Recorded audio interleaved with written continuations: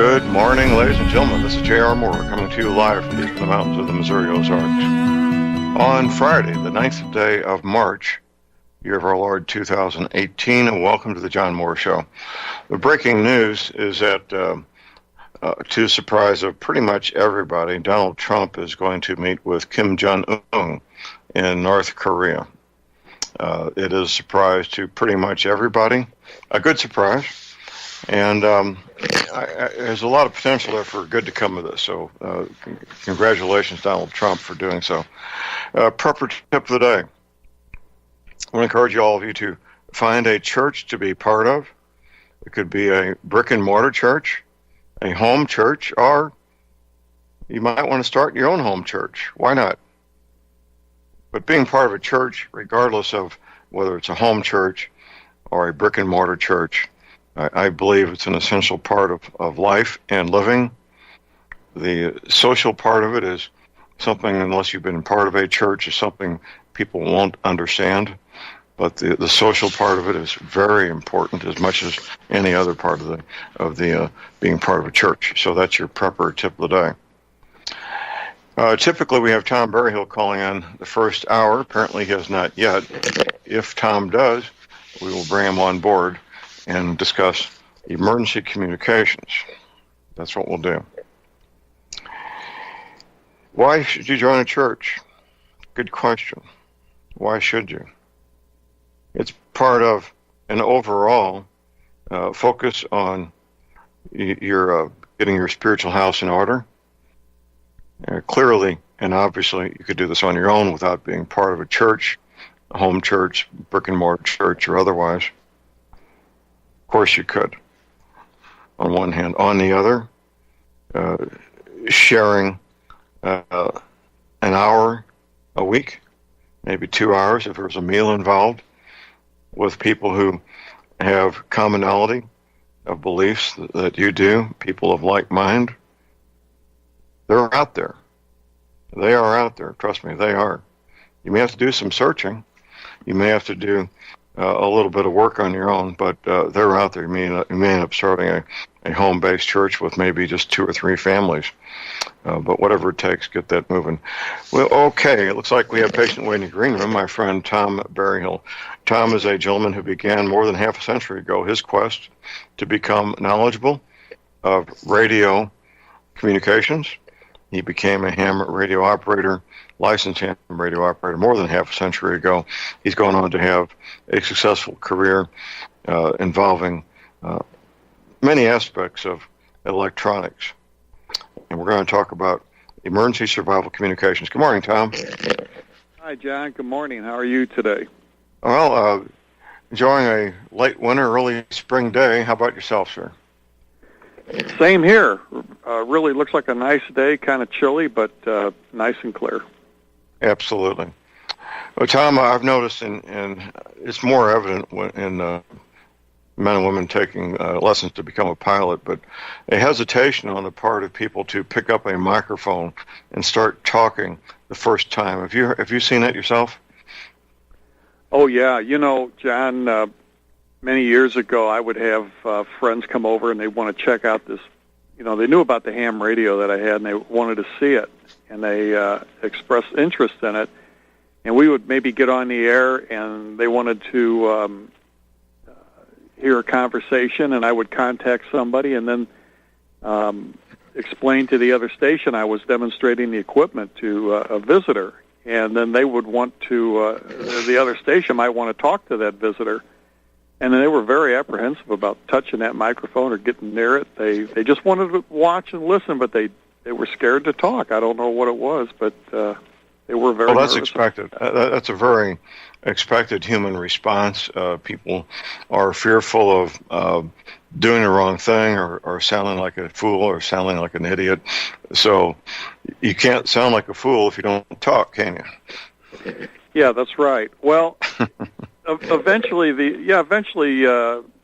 some of these people would take a chance with it, I guess, and they would start talking. Once they got into it, there was no problem. They enjoyed it, and I know a couple of times the conversation went on for well over an hour. So it was pretty interesting, And I know in one case, that guy actually became a ham operator. It sparked his interest so much that he pursued it and became a ham operator himself. Well, that's great. That's great. Well, the last Saturday, you were our instructor. We had a ham radio class down in Viburnum. We're going to commence, I think, in a week or so, ham radio training classes to help people get their ham radio license. I need to talk to the pastor of our church. We had him. I did see him a couple of days ago, but we were busy, preoccupied with other matters, and didn't get a chance to talk about ham radio. But we're moving forward. We've got, I think, let's see, about 6 adults and maybe 1 or 2 teenagers interested at the moment. We hope to increase that number, but that's more than enough to get started, isn't it, Tom? Well, it only takes one interested person, John, to get started, and there were quite a few interested people there. So it's a good start. It really is. Right. Well, and the reason I'm talking about this, ladies and gentlemen, is because I'm not the Lone Ranger. You could be doing this yourself. You could be in Maine, in Texas, in Washington State, Florida, Alabama, Mississippi, Minnesota. It doesn't matter. Michigan. You can do this any place. Just find some people who are interested in emergency communications and get together and start the training. Would the ARRL website be a good place to get the material you need for training, Tom, do you think? Well, that's a perfect starting point, really, is to go to the American Radio Relay League. I believe it's ARRL.org, and they would be able to guide you as to what materials you need. I'm sure they have a whole section. I'm pretty sure I saw something on their website once. They have a whole section on information that will get you started and point you in the right direction. And, of course, you can find a club in your area. If there's a ham radio club that's local, you can easily attend one of their meetings and explain that you're a newcomer and you'd like to learn. And most of these clubs do have training classes, and many of them also will do the testing sessions. All the ham radio tests are now administered by volunteer examiners, and many years ago they went to that instead of going to the federal building and taking a intimidating test in front of a examiner that never ever shows a smile. I mean, it was John, it was very brutal, to say the least. But they've relaxed all those rules, and now they have volunteer examiners that and anybody with I believe it's a general class or higher license can be a volunteer examiner. So the radio clubs would do this themselves, and some of their members will perform that task. I believe it takes 3. I think you need 3 ham operators, general class or higher, that can do that testing. So it's pretty simple. Yes. Well, it is, and yeah, when you were taking the test at the federal building, it sounds like the people administering the test took themselves far too seriously, Tom. Well, it was serious business, John. I mean, they the same people that gave the ham test would be giving other commercial tests. I've been to the federal building in St. Louis and Kansas City both to take ham tests and commercial tests, and many times they'll be giving ham tests in one room and a commercial test in another room, and so on. And it's just their government job, and they were pretty effective at it. And some of them were pretty nice, but for the most part, they were just I don't know. It's like dealing with a rock or something. They were just there, and they did the job, and no friendliness at all. Very little friendliness. Well, I don't know what it was about that. Well, it is what it was. But regardless, I just verified, Tom. I was pretty sure I had a link on my links page for the ARRL, the American Radio Relay League, And I do, in fact, have a link to their website on my links page at my website at thelibertyman.com. Big, bold, red letters, ARRL. Just click on that, and you'll be instantly at their website. I have a couple other useful things. Amateur Radio Journal, CQ, Amateur Radio Journal. It's a publication for ham radio people. And I think I have a link to Universal Radio. They're a retailer of pretty much anything and everything you'd ever want to purchase for emergency communications. Right, Tom? That's right. Universal Radio has a pretty good reference a section on their website. If you're looking at particular types of equipment and you're looking for the specifications, photographs of the equipment, and all the details, they'll supply those for you for most ham radio equipment, current and some of the antique stuff as well. So that's a handy website. And John, a lot of people ask, how did the American Radio Relay League get their name? And that goes way, way back to the early telegraphy days. The transmissions of messages would not travel very far in the early days of ham radio. So therefore, to get a message maybe from the East Coast to the West Coast, they would set up a series of relay stations. And the intermediate stations would receive that message and then retransmit it to another station who would do the same until it reached its destination. And that's how they basically got their name. That's how it started. Tom, your signal's breaking up. Are you on a landline or a cell phone, sir? No, I'm on a. I have a headset here, and I'm on a landline phone, John. Hello. Is Tom gone? No, I'm here. Yeah, it's breaking up. Why don't? Is it any better now? You hear him fine. On my end, it's breaking up. Well, apparently, I'm the one that's breaking up on my end, and everybody listening is listening to a good solid signal. So we'll just continue as if nothing's happening. Okay. We had a number of incidents in Vietnam where guys were talking on a field phone, which is basically World War I technology, hardwired field phone, to a guy with a radio, to another guy with a radio in the United States, to mom or dad on a landline.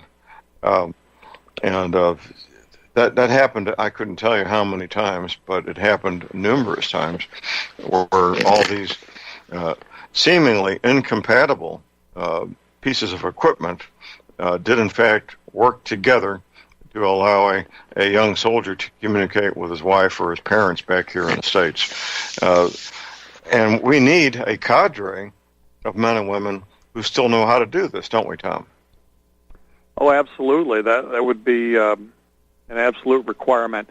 The system I think you're referring to is the MARS, military affiliate radio system.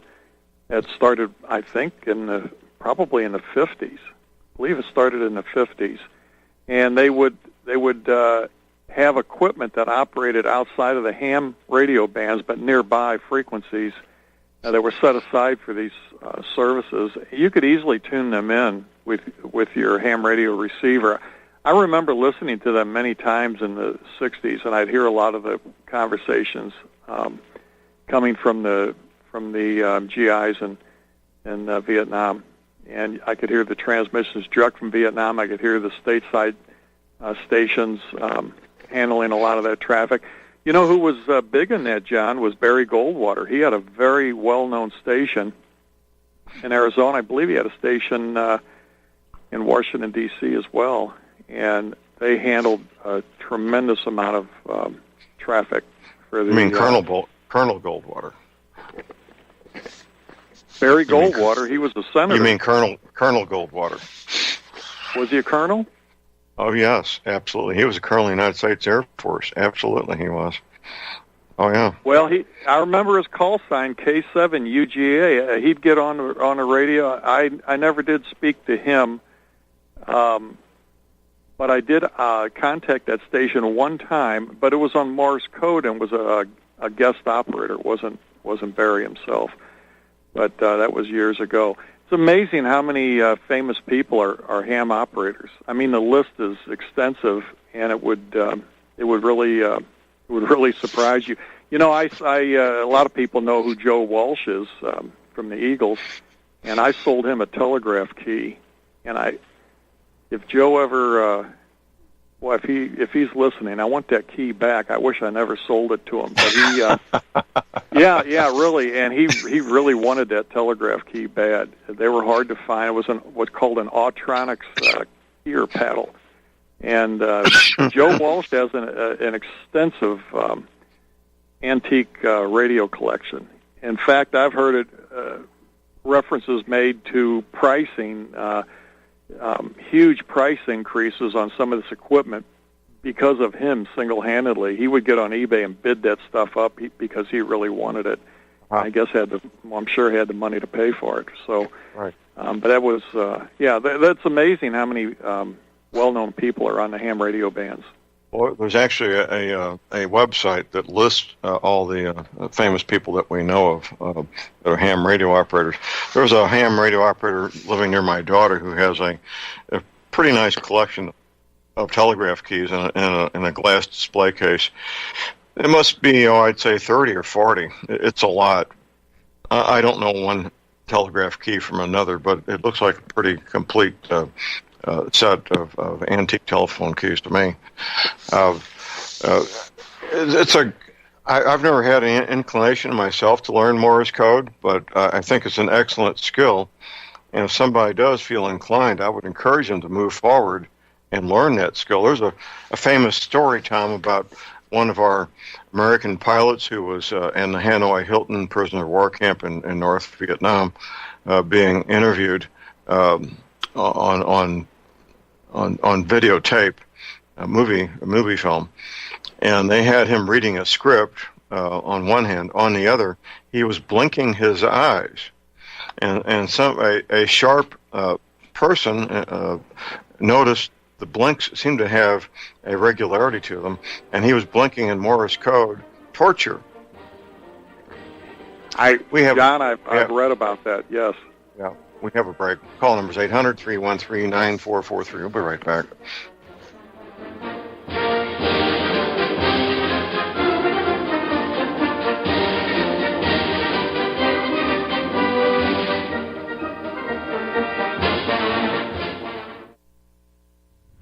Are you spiritually and mentally armed and ready for the battle ahead? Don't miss Hear the Watchman Dallas 2018, March 23rd through the 25th at the Hilton Dallas Fort Worth Lakes Executive Conference Center. Join the remnant body of Christ at this powerful, life-changing event. Activate your faith and join 18 prophetic teachers of truth, including L.A. Marzulli, Pastor Paul Begley, Dr. Donna Mary Colbert, along with this year's special guest, prophetic prayer walker Henry Groover. The time is now to gain ground and make history as we approach turbulent times. Get baptized, get trained, be freed of strongholds that bind you. You will be empowered, you will be blessed. This could be the most important weekend of your life. Join God's Army in 2018. Visit HearTheWatchman.com to reserve your seat today. This event will sell out. Go to HearTheWatchman.com and make your reservation. And, in the end, Jesus wins. Ladies and gentlemen, J.R. Moore here. It's taken 3 years before I could offer the Intershelter Domes for sale. During those 3 years, several different governments and militaries were taking all their production. The Intershelter Dome homes may be just what you've been looking for to provide affordable, energy-efficient, permanent, and attractive housing. These dome homes are prefabricated units that can be assembled in a few hours by 2 men with a ladder and simple hand tools. Check out the photos of these dome homes built in the Arctic, on tropical beaches, in suburban areas, and in forests.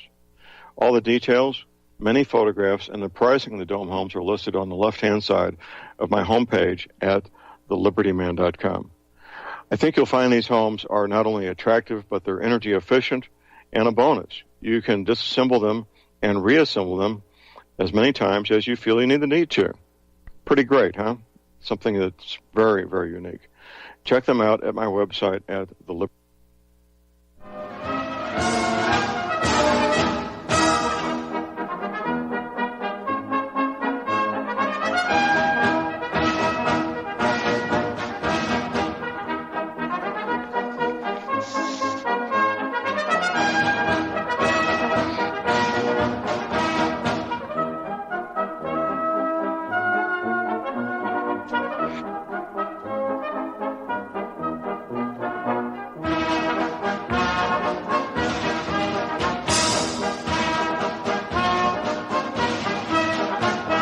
All right, we are back, ladies and gentlemen. We're back. J.R. Moore here on Friday, the 9th of March. If you plan on attending the Hear the Watchman conference in Dallas, I will be the keynote speaker. Look forward to meeting you. If you want to get a $20 discount, just go to my website, click on the Hear the Watchman banner to get the promotion code for the $20 discount.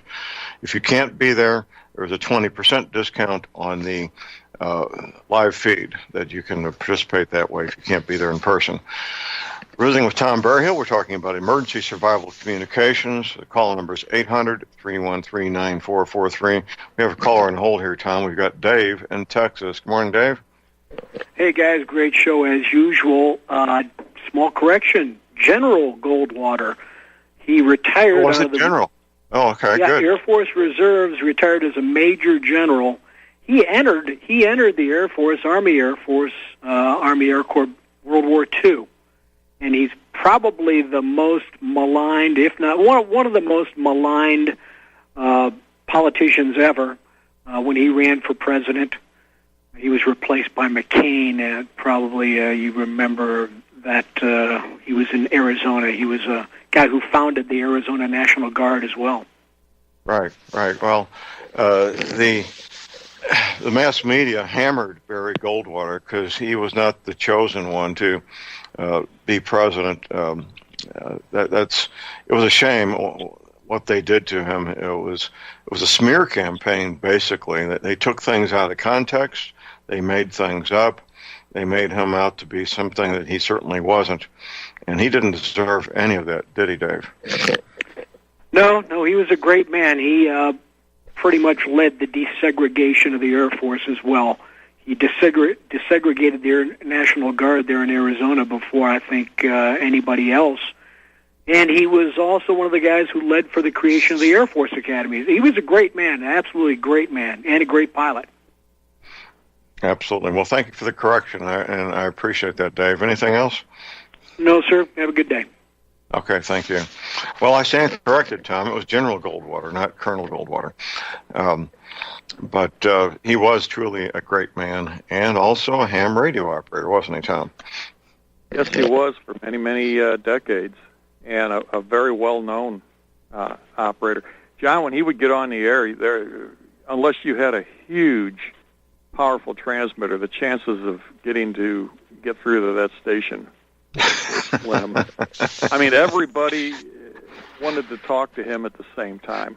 Right. They had a lot of guest operators. He would his station was available many times to visitors, and they would operate his station. So I was able to talk to them one time, but it was with Morse code. And to talk about Morse code, we should mention that in an emergency, that is sometimes the most effective way to get a signal through, because you're simply turning the transmitter off and on. The power of that transmitter is turned off and on to make those dots and dashes, and the receiver at the other end only has to listen for that weak transmitter, whereas voice communications, to be intelligible, takes many times a higher power level, and if there's any static noise or fading signals, it's just not as effective as Morse code. So in all-out emergency, the Morse code or CW operations are the most effective. They're not sometimes as fast, but they're the most effective. It was true in 1918. It's true in 2018, isn't it? Yes, and it's the simplest form of radio communications. But now there's a lot of new digital modes that are also very effective. In fact, some of them are so good that they can hear the signal. When you put a set of headphones on that receiver, you may hear really almost nothing. But that computer equipment interconnected to the radio equipment will pick up that signal almost at the noise level, or sometimes a little bit below the average, what we call the noise floor, where there's the signal is almost not there, and they'll pick it up. It's incredible. So the digital modes are also very good to learn about. It seems like the younger crowd that gets involved in ham radio, they seem to get involved with the digital modes very early on in their ham career. They really enjoy the digital modes. I guess it kind of fits in with the cell phones and the laptops, the computers that they're all used to using. So they just interconnect that same equipment with the ham radio, and they're off and running. Absolutely. Well, looking at ham radio from the outside, people feel intimidated. People feel like it's just going to be too much. I want to reassure everybody listening that we routinely, and this is not a big deal, we routinely have 8 and 9-year-old boys and girls passing these tests to become a ham radio operator. Here's our break. So stay tuned. We'll be right back.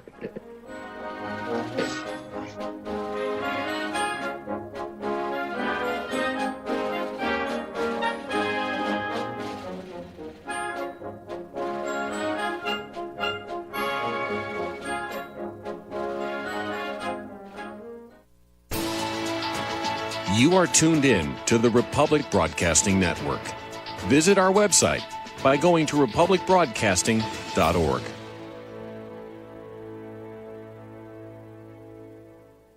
Ladies and gentlemen, J.R. Moore here. We're continuing our Energy Cleaner promotion, which began August of 2016. In this promotion, you get to buy an Energy Cleaner, $70 off retail, and a mattress pad, 10% off retail. $200 of the purchase price of the Energy Cleaner goes to Republic Broadcasting. This is a great way to help get energy cleaners out to people who need them and have some financial issues to deal with. And, of course, a great way to support Republic Broadcasting. Here's what you do. Send in a postcard. My address is John Moore, P.O. Box 201, Davidsville, Missouri. We pick a postcard every 2 weeks. If your postcard is drawn, you get the chance to buy the Energy Cleaner, $70 off retail, and 10% off the mattress pads. Put your name and your address, your telephone number, and your email address on the postcard, and we wish you the best of luck. Thank you.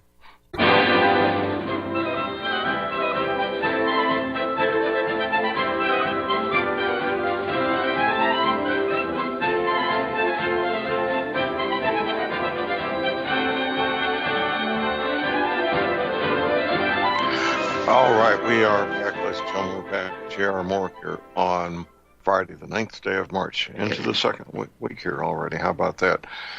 My website is thelibertyman.com. That's thelibertyman.com. If you haven't been there in a while, you might find some new things there, some new videos you haven't seen before, most likely one or two new images of continents with new coastlines. Posted there as well. It's a fascinating project that we're working on together, myself and the listeners. And, of course, energy cleaners for sale. This is my home business. Tonight's the night that where I ship my energy cleaners from the Cherryville Post Office, which is part of the Cherryville General Store, where on Friday nights they have an all-you-can-eat catfish buffet for $8 with side dishes and beverage included. How about that? The energy cleaner is a healing device. At my website, you'll find the Energy Cleaner logo there on the right side. You can download it in a PDF form if you need to. You can read the very nice testimonials from people we know, like Steve Whitman. I need to get Steve on the show with me maybe in the next week or so. And, of course, you can make your decision. You can get yourself an Energy Cleaner to get a pad that goes with it. Make your purchase using PayPal. PayPal is the most secure way to make payments online. It really is peace of mind using PayPal when you go to some of these websites to make a purchase, knowing that your your financial information is secure. MasterCard, Visa, you can send me a check or a money order. My address is right there at my website at thelibertyman.com. Please keep in mind, as of the first year, we're offering me to you personally a 90-day money-back guarantee. That's what I do, from me to you personally, a 90-day money-back guarantee. So I stand behind what I sell, and you can count on it working for pain mitigation and for getting a great night's sleep. I have a toll-free hour line 24 hours a day. Here it is, 800-592-9543. I say again, 800-592-9543. We're visiting with Tom Berryhill. We're talking about emergency survival communications. And if you got a question or comment, give us a call at 800-313-3776. 9443. Well, Tom, you're coming on here every Friday. It's a great service. There's to have people be able to communicate with a man who's got more than half a century experience under his belt. You got into this area when vacuum tube radios were still what was in most common use, up to the present moment where you personally have been a manufacturer of circuit boards for high-performance jet aircraft manufactured by McDonnell Douglas, which is now Boeing.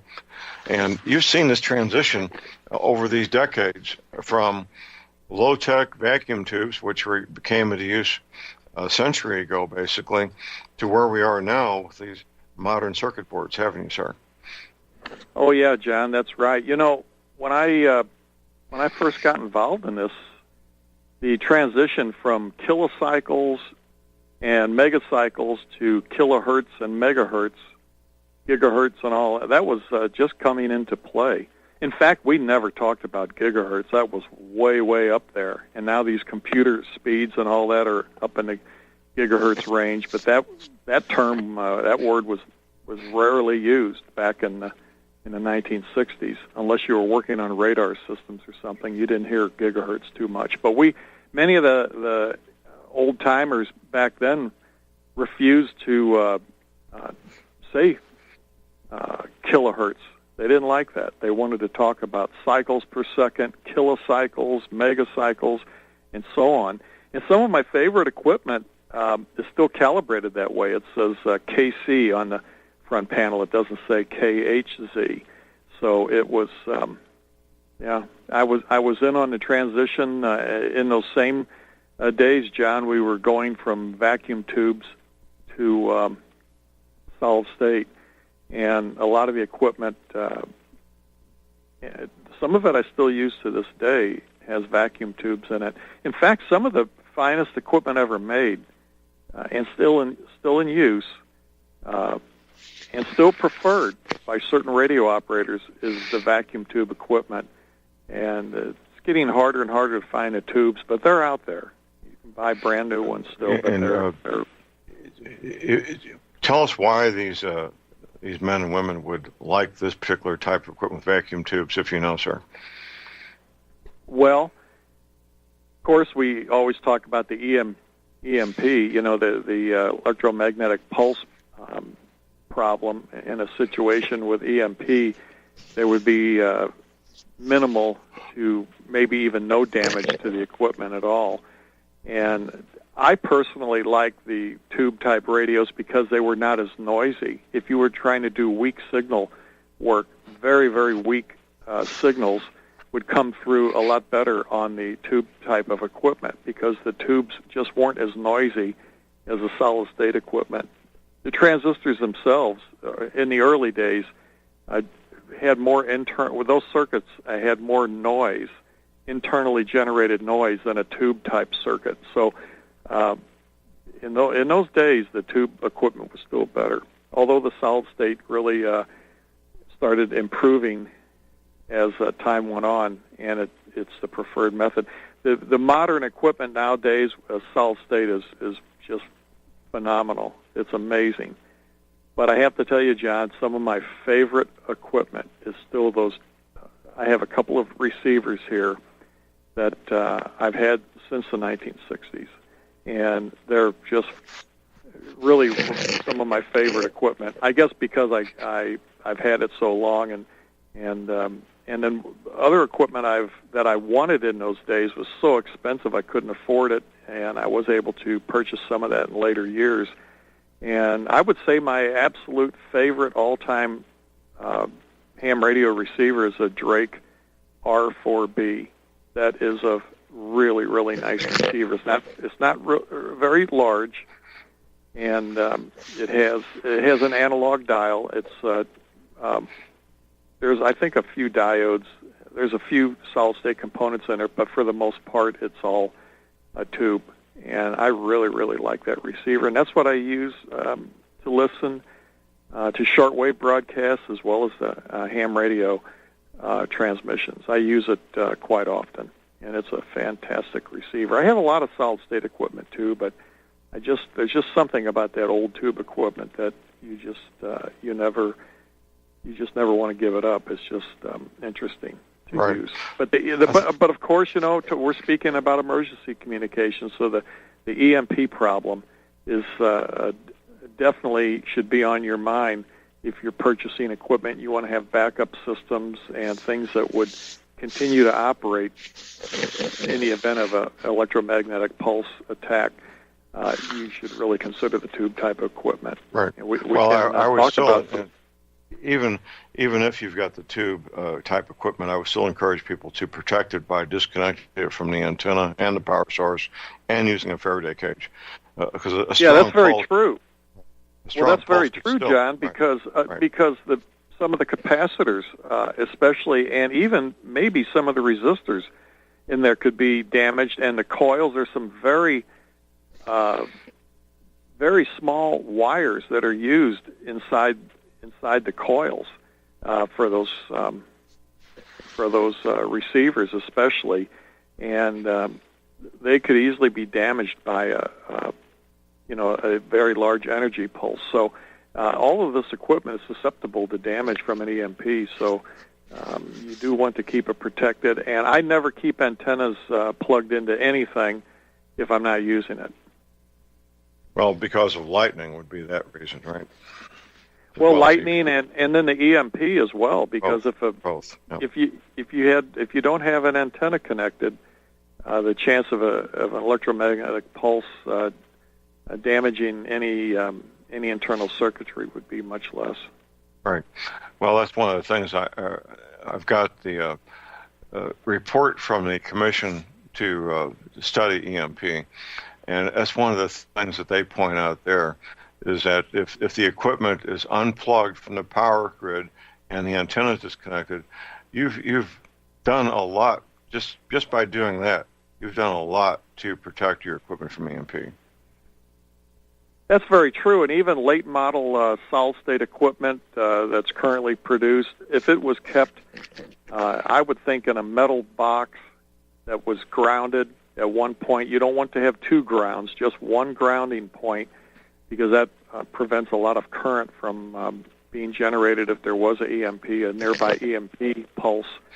You just want one ground location to drain off that energy, and I think that equipment would probably survive and be intact and could be put back into service. So that's an important thing to take into consideration. But it's true that the antennas connected to any type of equipment, whether it be tube or solid state, will bring a lot of energy in the event of a lightning hit or EMP. You'll pick up a lot of that energy with that antenna. So keeping those antennas disconnected and even ground the antennas when they're not in use is a wise thing to do. Any static charges that build up will be drained off the ground, and any nearby lightning hits will be drained off. John, you don't have to have a direct hit by lightning to get some severe damage. I've had equipment damage from lightning that hit more than a half a mile away. It still was enough energy induced into that antenna circuit to damage some equipment. So that I learned the hard way. Get those antennas disconnected. I can tell you a quick story. Many, many years ago, I guess I was about 15 years old, something like that, there was a huge storm coming in, and I very quickly tried to disconnect all my antennas, and a lightning strike at least a mile away. I saw it out the window, and right as I was disconnecting an antenna, it didn't zap me, but I was getting that antenna connector over to the grounding block, and I was about a quarter of an inch away from grounding that antenna cable when that lightning hit a mile away, and it shot a spark across a huge spark went across that gap from the tip of that connector to that grounding block. And that lightning was at least a mile away. So that's let's talk about this a little bit. Let's talk about this a little bit, Tom. It's first of all, here's a warning. These surge protectors that people buy, typically it's a power strip with a surge protector built in. Those are engineered to protect equipment from routine spikes in the power grid itself. They are not, and they will not protect against lightning, will they, Tom? No, and if they do, it's one time, because that lightning will those are called metal oxide varistors. That's usually what's inside of those surge suppressors, unless it's the real good type that are gas tube. If you do get surge suppression equipment, some of it will have both technologies. They'll have the metal oxide varistors, and they act like a clamping, like a resistor that's an open circuit, but under a very high voltage, they clamp down and short it out to ground and drain that energy to ground. The gas tubes are really some of the best because they can recover. And I used to manufacture some telephone equipment for the Bell operating companies years ago, and they all had gas tubes installed. And I saw some of the testing equipment, John, that they would use for these gas tubes, and the tubes themselves were a white ceramic material with the electrodes on the end, and they would actually generate voltages to test the gas tubes to the point where the tubes were glowing orange. That ceramic material in a darkened room, you could see the orange glow. That's how hot they were getting, and they were still working. So that's how effective those gas tubes are. If you're going to put surge suppression in, make sure it has gas tubes. They're the best. Now, is this these gas tube power strips? I'm not sure what to call them. Can this kind of equipment be bought at your local hardware store, Tom? I don't know if a hardware store would have them. It's possible. It's popular enough to where you probably could find it in a retail outlet if you looked hard enough. Most of the how would you know when you're looking at it? How would you know that's how it's built? How would you know that? Well, since it's electrical equipment and has a Underwriters Lab, a UL certification on it, it's going to be totally enclosed. You'll see where plugs in the wall or maybe wires. If it's a larger unit, it has to be interconnected to the power panel, but you'll never see inside of it. It'll have to have it printed on the container it's packed in, or in the specifications listing. What would the writing say? You would look for the words gas tube, gas discharge tubes, or gas tube, and a real simple form of a gas tube, John, is many appliances will have that little lamp that glows orange. That's called a neon tube, and a neon tube. Many ham operators would use those on their receivers on the antenna circuit on their receiver to drain off any voltage spikes that might come in from the atmosphere, because it was called the number of it was an NE2, and that was like a miniature gas tube, and those things will ionize and conduct at 90 volts. So if you had an antenna circuit, if your receiver could handle up to 90 volts, then an NE2 was a very good way to drain off any excess energy, because that gas in that tube, that neon gas, would ionize at 90 volts and drain off that energy. So it would drain it to ground and protect the front end of that receiver. So that would be a November Echo numeral 2. November Echo. That's correct. Numeral 2. Okay. That's correct. Right. Now they're not going to pass a lot of current, but if you just have some static electric charges that are coming in on a receiving antenna, those NE2 bulbs were very good for that. When I do it, I've had my postal scale, digital postal scale, ruined by lightning. I had a very nice cordless telephone system ruined by lightning, and I just unplug everything. If I'm not using it, I unplug it. And that way I have peace of mind knowing that lightning's not going to hurt the equipment. I may take the next step and go ahead and get the gas tube power strips, but I'm not sure I would trust it given the inconvenience and the expense of having to replace that stuff. I would probably still unplug it. Oh, I would too, John. Unplug it when it's not being used, unless it's something that you have to have on. come back from the break, I'll elaborate a little bit on the gas tubes and the best way to set them up. Stay tuned. We'll be right back.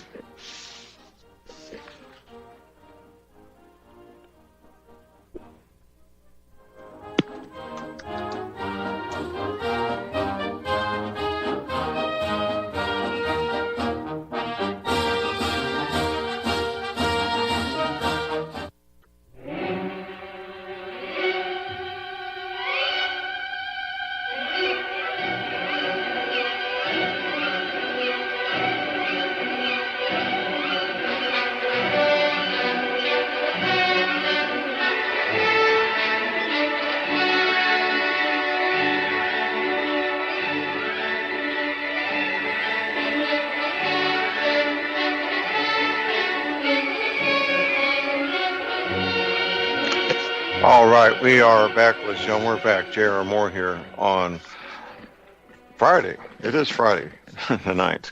Let's continue, Tom, this discussion, please. Okay, on the gas tubes, I think one of the best setups, and it would not be inexpensive, but so it's going to cost a few dollars, but it would be one of the units that goes right at the power panel. Now, when you protect the incoming line right there, you don't allow any of that excessive energy to go to the rest of the building, whether it be your home, office, industrial building. You want to clamp that static charge right where it comes in the building, and that's really one of the most effective spots to put any type of gas tube system. I mean, it may cost as much as $500 for a system like that, but you're going to stand a much better chance of protecting the whole building. You could also have secondary gas tubes at particular equipment, and that would help. That would make it all the better. But I really feel that a system right at the power panel is the best place. That's what I use here, John. And then I do use those NE2 bulbs on the receiving antennas. I use separate antennas for receiving and transmitting.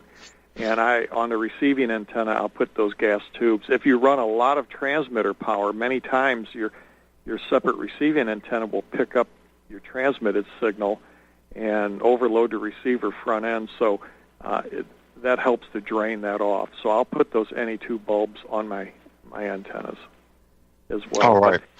Well, yeah. That's good information, because a friend of mine, a mutual acquaintance of ours, Tom, he had literally thousands of dollars of damage because of a lightning strike, and he had the most sophisticated lightning protection that money can buy, up to NATO standards, quite frankly. And it took him more than a year to track down all the little bits and pieces hidden in his system from the lightning damage. So it's serious business. Serious. Yes, it is. And John, I can tell you something else, and everybody should take this into consideration. If you do have lightning damage and an insurance adjuster wants to take care of it right away and make you accept their payment and sign a release, and that's the end of it, don't do it. Wait a while. Wait even a couple of months, because many solid-state devices at the microscopic level will have holes punched through the silicon wafer that makes up the internal workings of that part, and they will start to fail at a slow rate. I mean, it could take weeks or months before they actually fail. This happened to me many years ago at my factory. A huge lightning bolt hit the edge of the building and actually melted several feet of the guttering off the building, and that damaged one of my CNC machines that we use for drilling and routing on the printed circuits. It blew out the control panel, and the insurance adjuster came in, looked at everything, and they wanted to take care of it right now. And I wouldn't sign off because it turned into almost a $25,000 loss when they wanted to pay for just a few parts that would have cost them maybe $3,000. So I waited a couple of months before we started. Good for you, Tom. Good for you. Sir, we are out of time. We'll talk privately soon. I appreciate you being with us. Thank you, John. Okay, top of the hour break. We'll be back with Dr. Phil Myers. Stay tuned. All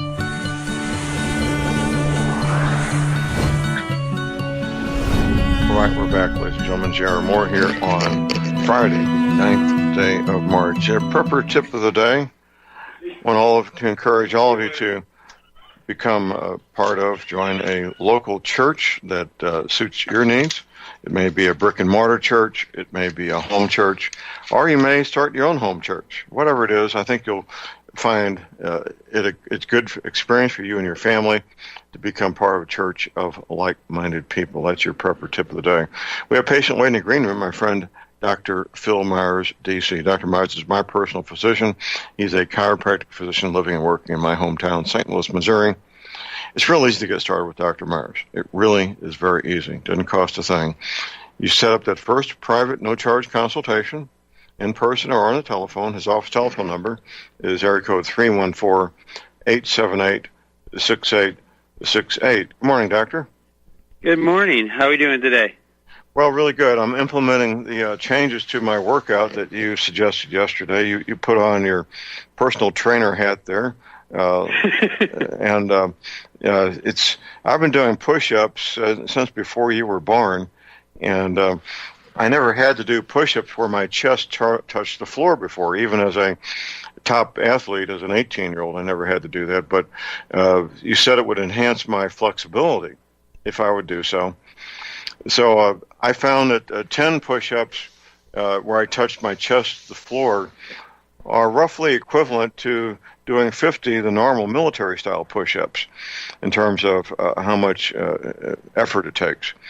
So I'm moving forward with that, and also the stretching of the quads and the Achilles tendons in the manner you suggested, so I can be in better shape to win the 100-meter dash in a couple of months in the Senior Olympics. And so I do thank you for your efforts, sir. You're very welcome. Yeah, a lot of people forget that my first career as an exercise physiologist. So understanding body mechanics, movement, strength, and conditioning and potential is basically the foundation of everything that I do and how I look at the body. And but I'm glad that you felt that effect. That's right. Awesome. Right. Well, I got a quick story before we get to our health tip of the week. In the winter of 1965-66, one of my classmates, another member of the football team, was getting an appointment to one of the military academies, and there was concern on the part of the adults that he would not be able to pass the physical, which at the time was pretty tough. So I was asked to help him to be his. The term personal trainer didn't exist a half a century ago, but I was asked to help him get in condition so he could pass the entrance examination for the physical fitness into this particular military academy, which I did. And I coached him. I didn't have any training. I just knew what I thought would work.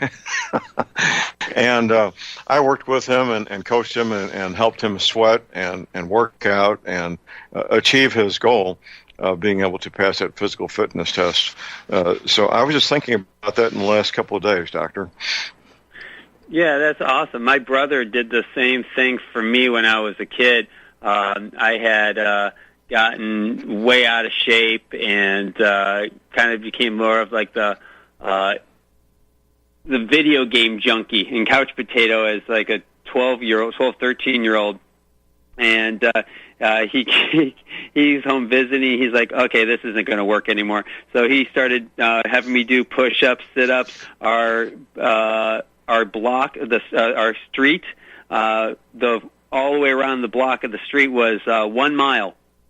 He's like, all right, let's go run it. Like, okay. And man, the first time I did that, it was like he was trying to kill me. I'm like, dude, right. You're trying to kill me. What are you doing? Was he in college? Like, at the time? I don't like this. And was he in college? But man, was he in college at the time? Was he in college at the time?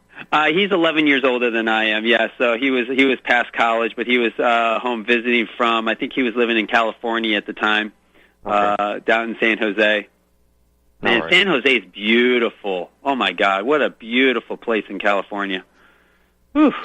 But yeah, I thought he was going to kill me. I'm like, man, this isn't fun. Right. But so when people come to me and I start working with them on whatever level they're at, and they look at me like, you're trying to kill me. I'm like, yeah, I know the feeling. Doctor, would it be a fair statement to say you don't have any other 70-year-old clients doing push-ups with their chest to the floor except myself? You want to believe something? I take care of an 81-year-old French lady. This girl puts us to shame. She's flexible like you wouldn't believe, and strong as like get up. And yeah, she does some pretty good push-ups. So. All right. Well, I'm happy to hear that. I'm not alone. Me too. It's fun. It's good not to be alone. But the thing is, I have 30-year-olds that can't do that. That's the sad part. I'll have a 30-year-old come in and be like, okay, let's do a plank. I'll start them off with planks and just see where their core body strength is, and whether they come in because they come in for like low back pain or like a shoulder issue or something like that. It's like, okay, well, let's see what you can do, and forget the pain that they're in. They can't even do the standard push-up or plank. And it's just like, okay, now I understand why your body collapses. It's just like there's no strength in your body. Right, and without any strength in your system, how do you expect your body to regenerate? It just won't happen. And then on top of it, the part that is really hard for a lot of people is you get this amazing strength going, but you completely have no flexibility or what I just call suppleness. Right. Right. Because flexibility is a state of perception. I mean, if I look at where I am today in my flexibility, I'd be like, oh my God, it's great. But if I looked, but in 3 months doing what I do now, what I've been doing, in 3 months my flexibility will be completely different. But right now, that flexibility, that suppleness is leading me into a higher state of vitality, higher states of strength and awareness and ability, and that's really, really, really important for me and for my clients and for everybody out there. Is not just strength, but flexibility and suppleness and calmness within when you're doing an exercise, especially for like people that go to the gym, that they're more into like the bodybuilder or the powerlifting type of mentality. They go to the gym, and it's this. It has to be that warrior that I got to push this weight, and they're using all their cathartic energy, emotions to push this weight. And all that does is it builds really strong muscles, but at the same time, it's more of a protection than anything else. It has no supplability to it. But when you can take that the suppleness into your workout, and then really use the weight, use the form, use the contraction, and breathe it in not just relaxation, but then like pure power. You come out of it with not only really amazing strong muscles, but ones that are loose and flexible and supple, and those built-in emotions that I always call, just because your body is your subconscious mind. Candace Pert proved that a long time ago in her book Molecules of Emotion. She was a psychoneuroimmunologist. I mean, come on, that's a mouthful, right? It is. And it is. She discovered what we call the opiate receptors. So opium, for example, does really those neurochemicals in our body, those opioids like dopamine, which rules your hormonal vitality. When that receptor is activated with the opium, your body you might have pain or discomfort, but you're relaxed and calm within it, and you can be very supple with the movement, and then giving your body really good nutrition, cutting out all the inflammatory foods, putting into your body foods that help support muscle, connective tissue, bone, and nerve growth and regeneration. Then now you're really kicking it. So not only are you working out, you're building strength, flexibility, and suppleness.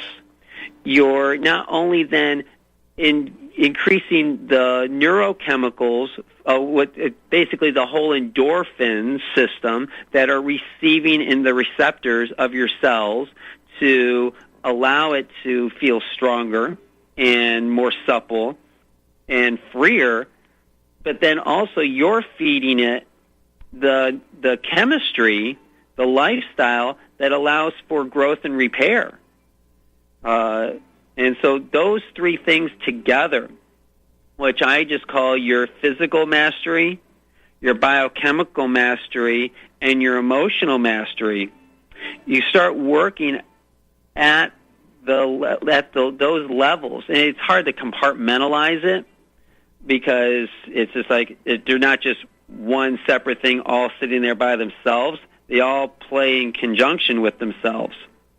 And you start doing that and you start training at that level, the results are amazing and fast. Well, people want to see results. It keeps them motivated. Well, Doctor, let's hear our health tip of the week, if you would, please, sir.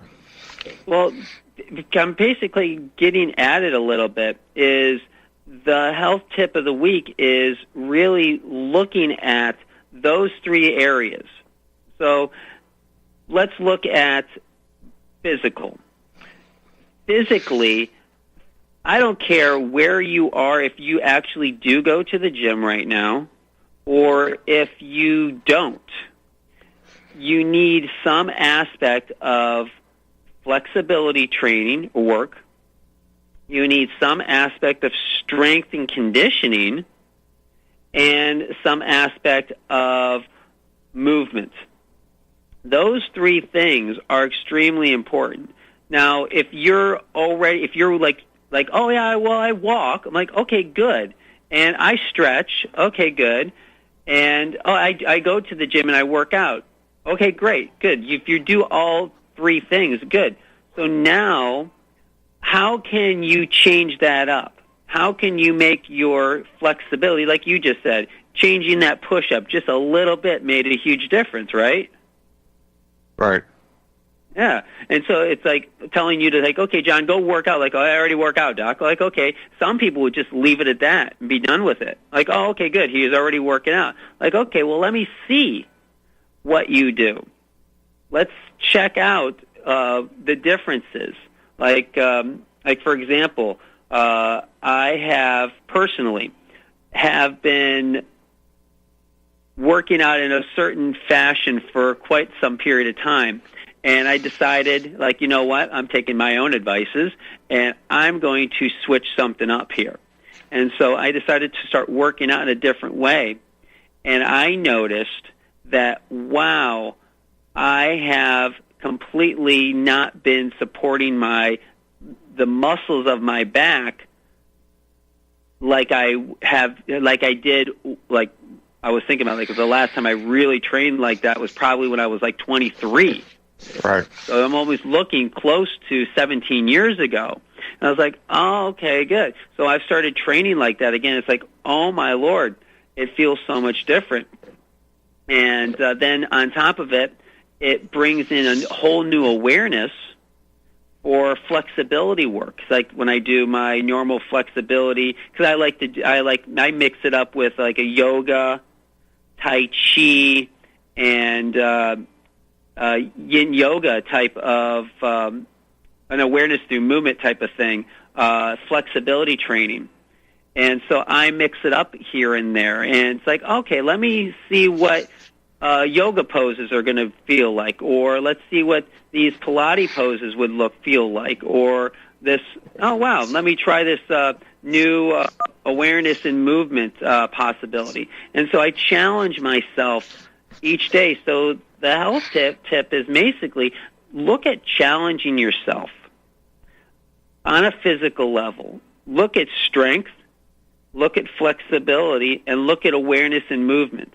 Look at those areas. If you're not doing anything, then it's so like I said, you feel like you're going to die when you first do anything. It's like, oh my God, I can't do this, or it's tight over here. Oh wow, I have a weak side on this side and a strong side on that side. You hear that all the time. Here's the thing. What I always tell my clients is there's two guidelines that we need. That it would be helpful if you follow. Let go of the word can't, and let go of judgment of what you think you should be able to do, or what you believe you aren't able to do, which kind of falls into the can't category. And I always tell everybody, and myself as well, is you can, you are able to do it, and look, you're actually doing it. But it doesn't look, who cares what it looks like? As long as you're doing it, you're doing it. And that right there is more than not doing it. And so Doctor, go ahead. Yeah, I want to point out to our listeners that there's crossover. I was taking Tai Chi lessons with my wife, and I quickly recognized that the Tai Chi movements, the Tai Chi disciplines, would help make me a better combat pistol shooter, which most of the students in there were pretty liberal and anti-gun kind of people, and probably been horrified to know that this wonderful discipline they were doing called Tai Chi would also have a crossover application to combat pistol competition. But it did, and it does. So I just want to point it out to people that there's other benefits to these things they may not even consider or be aware of. Oh, absolutely. Yep, here's our break. Call number is 800-313-9443.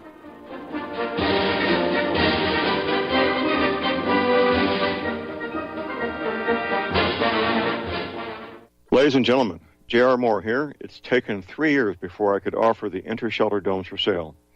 During those 3 years, several different governments and militaries were taking all their production.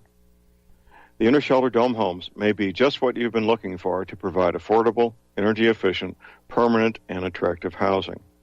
These dome homes are prefabricated units that can be assembled in a few hours by 2 men with a ladder and simple hand tools.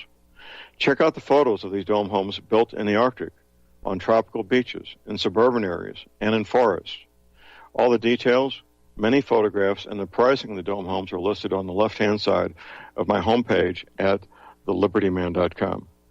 I think you'll find these homes are not only attractive, but they're energy efficient, and a bonus. You can disassemble them and reassemble them as many times as you feel you need to. Pretty great, huh? Something that's very, very unique. Check them out at my website at thelibertyman.com.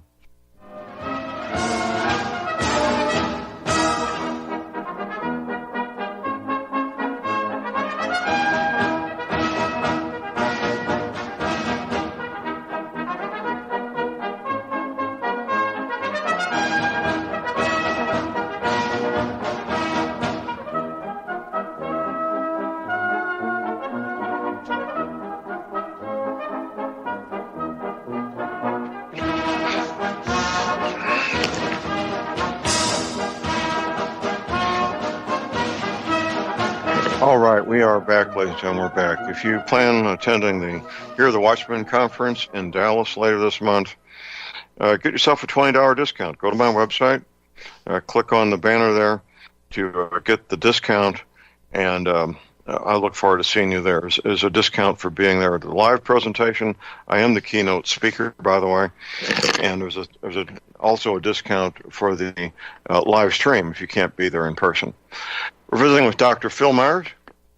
If you want to get started with Dr. Myers and gain access to this expertise, real simple. All you need to do is Well, two things. You can go to my website at thelibertyman.com, and I've got a link there to his clinic, or you can call his toll-free line and set up that first private no-charge consultation at 314-878-6868. Let's continue, Doctor. Yeah, you're absolutely right about the crossover aspect for like Tai Chi or all the different type of physical exercise work. Because, Tai Chi really helps you home in on your breath and also listen to your heartbeat, which is extremely important for when you do shooting. It is, especially if you're shooting a precision rifles, not so much pistols. But, yes, and we're not...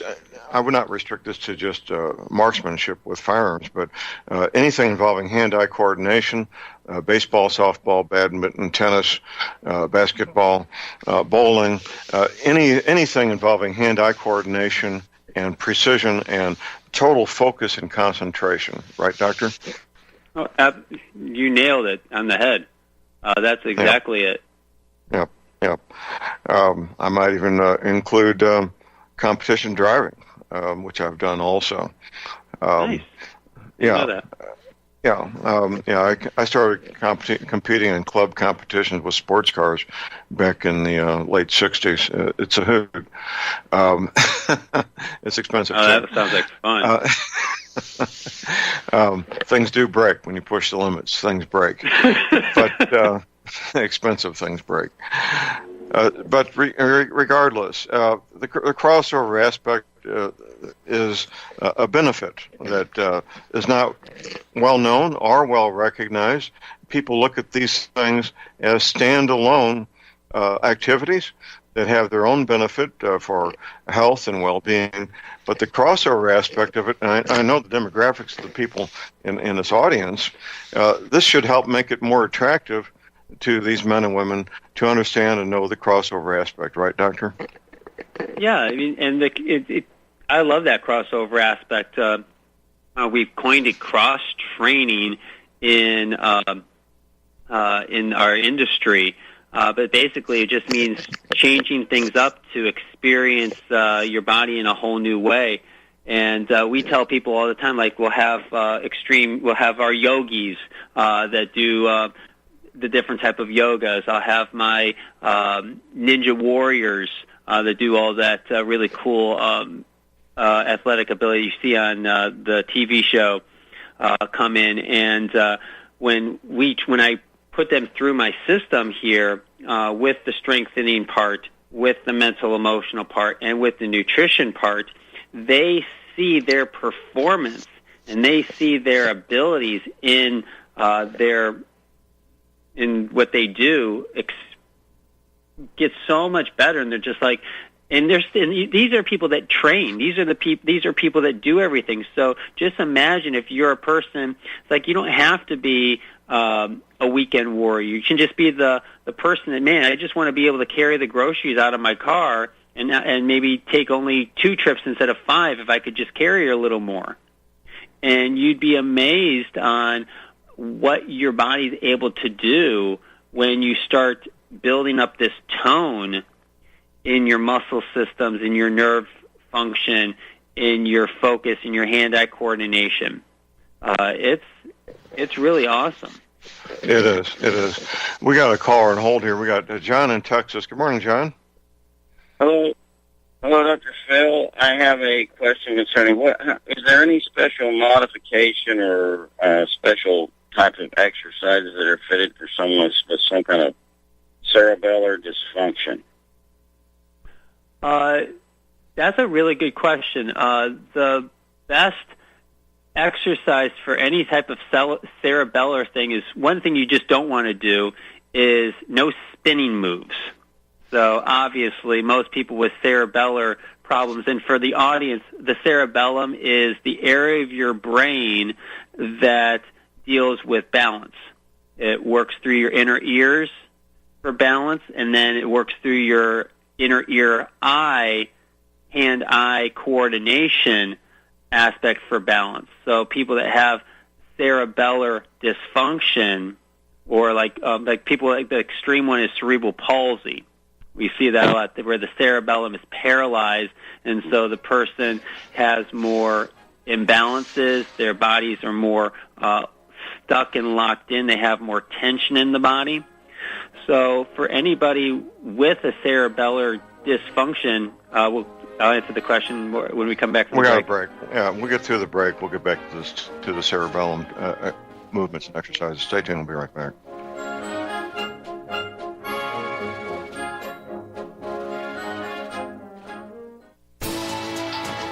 You are tuned in to the Republic Broadcasting Network.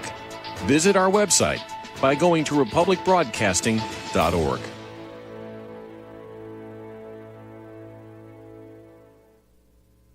Ladies and gentlemen, J.R. Moore here.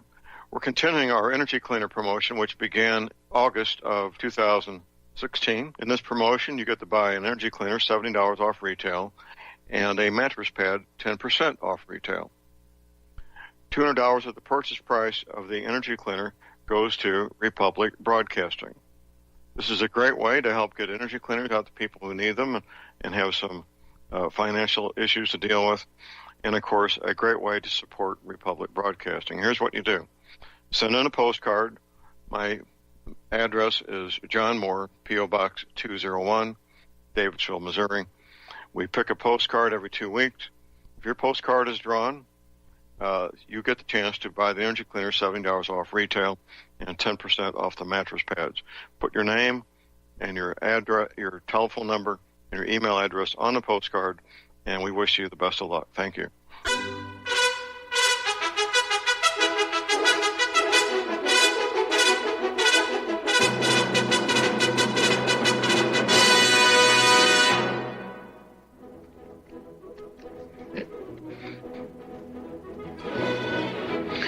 All right, we are back, ladies and gentlemen. We're back. J.R. Moore here on Friday, March the 9th. My website is thelibertyman.com. That's thelibertyman.com. Part of overall health and well-being, of course, is the energy cleaner. I use mine every night. I do. I use my energy cleaner every night. My wife, Dr. Moore, uses her every night. It's a marvelous healing device. If you have issues with pain, I was just thinking the other day how you can't be an athlete and not deal with pain. That's just part of the picture. The energy cleaner will help with pain issues, joint pain, arthritis pain, back pain, doesn't matter. Not getting a great night's sleep, the energy cleaner will help there also. Check out the details at my website at thelibertyman.com. Check out the factory-made fitted mattress pads that go with the energy cleaner. It's a great combination. That's what most people are doing these days. You can place your order for the energy cleaner and the mattress pad to go with it right there at my website at thelibertyman.com using PayPal. PayPal is, in fact, the most secure way to make any payment online. Very gratifying and peace of mind knowing that nobody can get access to your credit card information when you use PayPal. MasterCard, Visa, you can send me a check. My address is right there at my website at thelibertyman.com. My toll-free order line, 24 hours a day, here it is, 800-592-9543. I say again, 800-592-9543. Visiting with Dr. Phil Myers. You can get help from Dr. Myers and not have to come to St. Louis. You can, actually. Yes, you can. The way to get started, simple. Call him up. That toll-free, that line to call Dr. Phil's office and set that first private no-charge consultation is 314-878-6868. Let's continue this segment on the proper workout for people with this particular situation going on, Doctor. So, excuse me. So here's the thing. So let me take it from what I do with my clients here, and then we'll segue into what you can just do at home. So I utilize a machine called the Power Plate. The Power Plate is a gravitational device that uses sine wave technology. This plate helps repair this exact issue, cerebellar problems. It does that by increasing flexibility, range of motion, muscle tone, strength, and ability. And when it does, by doing that, it also sends information up from your joints up to the cerebellar so that it can then be processed through the inner ear and the eyes so that you then know where you are in space and time. So when you have cerebellar issues, your body has basically a reversal of that. The eyes, the ears are not getting the signals from the cerebellum telling you where you are in space and time because the joints are non-flexible, they're stuck, they're weak, and they're not supple, and they're not moving, so they're not sending proper information or much information up to that cerebellum itself. So when I train people on this, I utilize that understanding. And when I put people on it that have cerebellar problems, and it doesn't have to be a disease part of it, like cerebral palsy, but just an elderly person or anybody that just maybe has chronic headaches and migraines, because that's a part of the cerebellar is off as well. And I'll put them on, and they'll be like wobbling all over the place, and they're trying to find where their body is. And it's like, and a lot of people have a lot of fear connected to their inability to know where they are in space and time. They feel like they're going to fall. They feel like they're not going to be able to do a particular movement safely. And there's a lot of fear that shows up. And so what most people do is they don't do anything about it because they don't know what to do, or they don't even know what's going on because they're sedentary in their life already. So the suggestion that I have for anybody, basically, and especially people with the cerebellar dysfunctional problems from a pathological standpoint, is just, for example, get on the floor, sit on the ground, and gently start moving your body. Move your ankles, move your wrists, stretch your hamstring, reach up to the ceiling, stretch to the left, stretch to the right. Take deep breaths in, take deep breaths out with each of those movements. And what you're doing is you're starting to activate the joints and the muscles and the nerves to send information up to your cerebellum. By you sitting on the ground, you've increased surface area, so the body feels safer. Then if you want to challenge yourself, stand up, have your feet shoulder width, a little wider than shoulder width apart, and do those same movements. As you to increase it even more, the effect, bring your legs closer together until maybe they're touching, and your legs are locked out, and you have a nice contraction of the quad, pushing your heels down into the ground. There's so many different things that you can do, but for right now, start with a large surface area, and then as you get better and better and better and better and better at it, decrease that surface area. For the higher end athletes or the people that want to increase their cerebellar potential, you get on balance boards, stand on one foot. That's what I'm saying. You start challenging yourself in new ways of expression, because then that sends the signals from your joints up the neural pathways to your spine. Then the spinal movements send the signals up each level of the spine, all the way up through the spinal reflexes, up into that area of the brain, the cerebellum, that deals with the overall connection to balance that works in your inner ears and your eyes.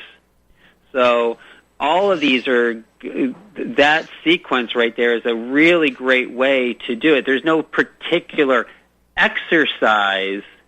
It's just a aspect of how to get the most out of that particular area of the brain.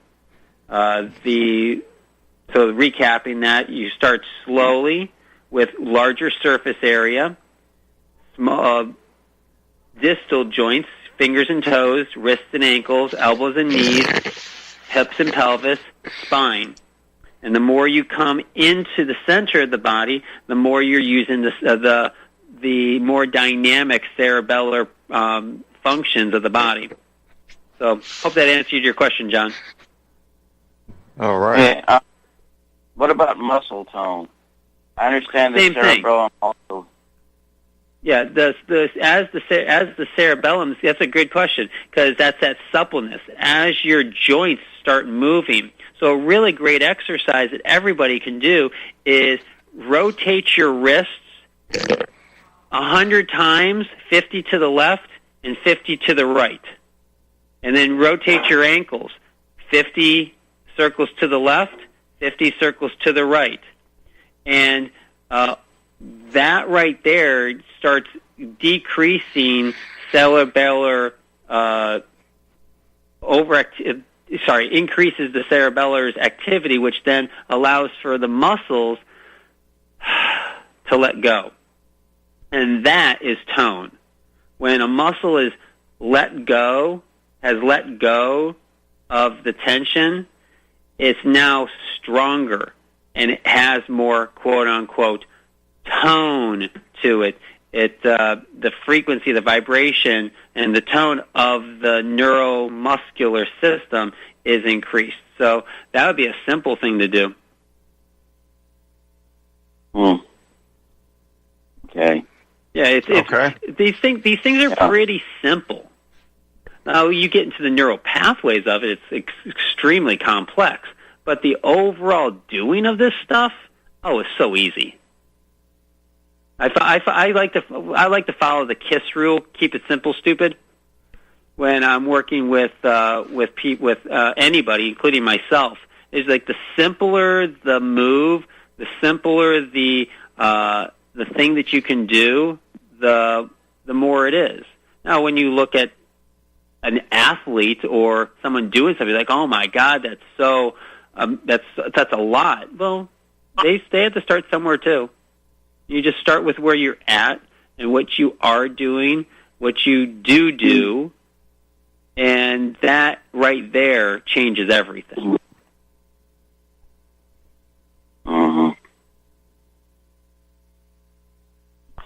Okay. Oh, cool. Well, thank you very much, John, for calling. You're welcome.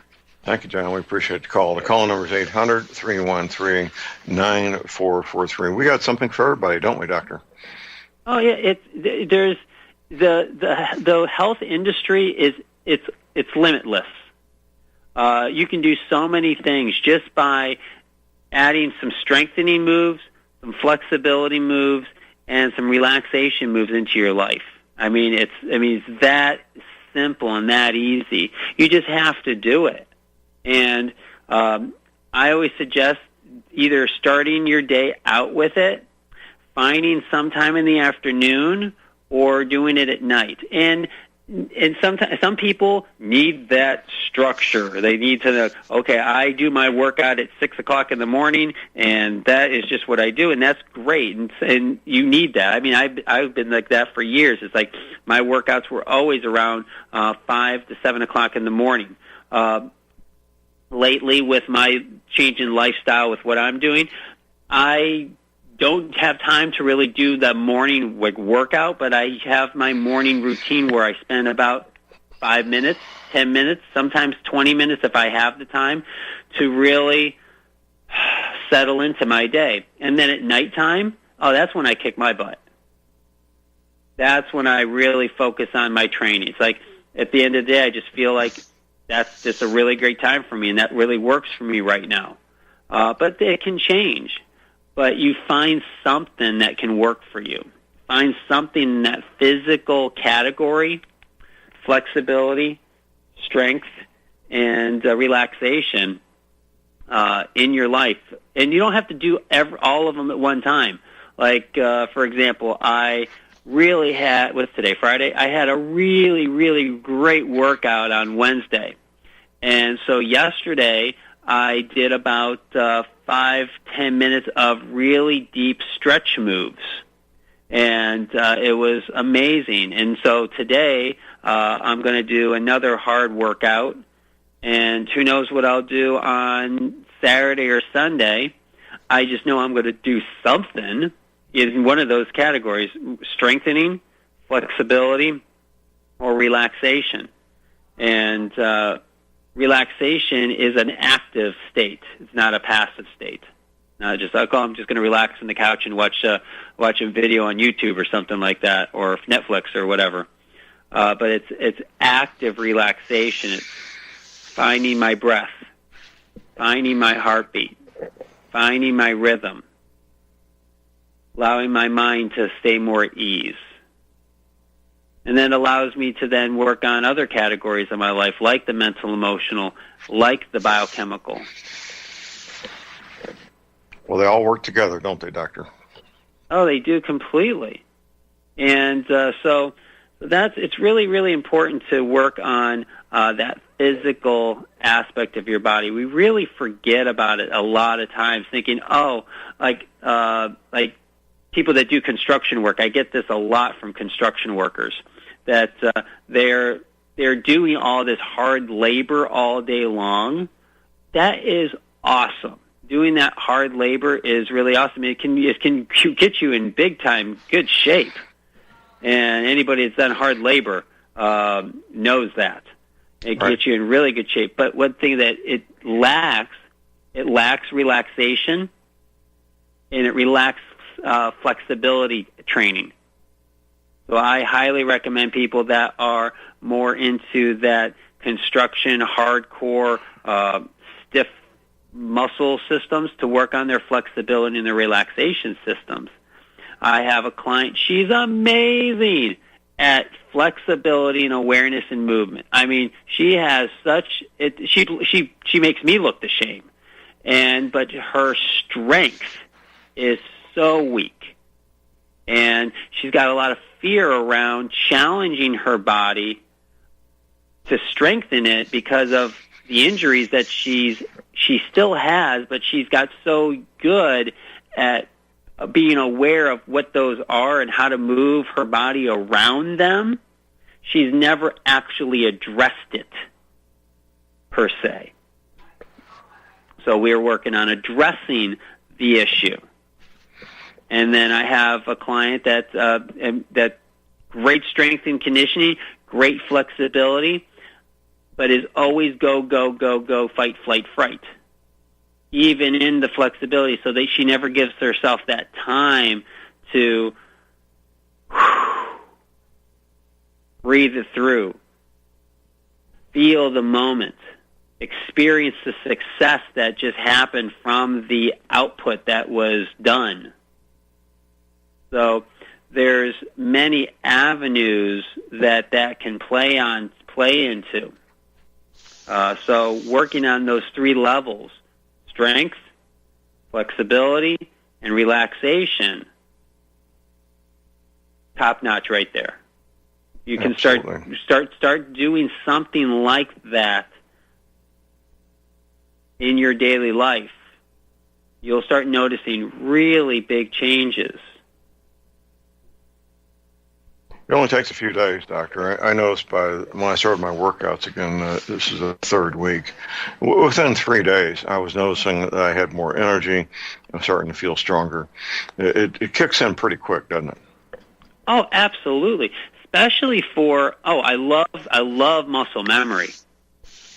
You know about muscle memory, right? Oh, yes. Oh, yeah. Absolutely. So for anybody that doesn't know muscle memory is what athletes thrive on. They know that they can be a certain caliber of fitness. They take some time off. I don't care if it's years. And they come back to doing the system again, and their body rebounds. Let's say it took 6 years to get these results. You'll get the results in 6 months, right back. It's like, wow, how quick was that? Because the muscle memory, the body remembers how you move through things.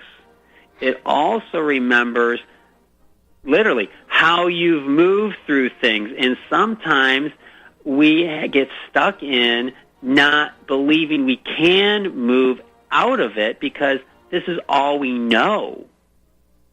Right. And it's like, well, I didn't know I could do that. Hold that thought, Doctor. We have our last break. We'll be right back after the break. Stay tuned, everybody.